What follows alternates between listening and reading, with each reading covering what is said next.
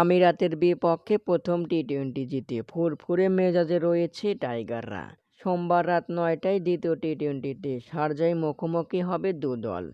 টাইগারদের দ্বিতীয় টি-টোয়েন্টির একাদশে বড় পরিবর্তন। প্রথম টি-টোয়েন্টিতে একাদশে জায়গা না পাওয়া ক্রিকেটারদের দ্বিতীয় টি-টোয়েন্টিতে একাদশে রাখছে নির্বাচকরা। সেক্ষেত্রে একাদশে ফিরছে সৌম্য সরকার, রিশাদ হোসাইন, নাহিদ রানা, শরীফুল ইসলাম ও নাজমুল হোসেন শান্ত। একাদশ থেকে বাদ পড়ছেন তানজিম হাসান তামিম, শামীম পাটোয়ারি, তানভীর ইসলাম, তানজিম সাকিব ও হাসান মাহমুদ।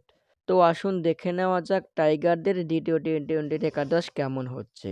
পারভেজ হোসেন ইমন, সৌম্য সরকার, লিটন কুমার দাস, নাজমুল হোসেন শান্ত, তাওহিদ হৃদয়, শেখ মেহেদী হাসান, জাকের আলী অনিক, রিশাদ হোসাইন, নাহিদ রানা, শরীফুল ইসলাম ও মুস্তাফিজুর রহমান।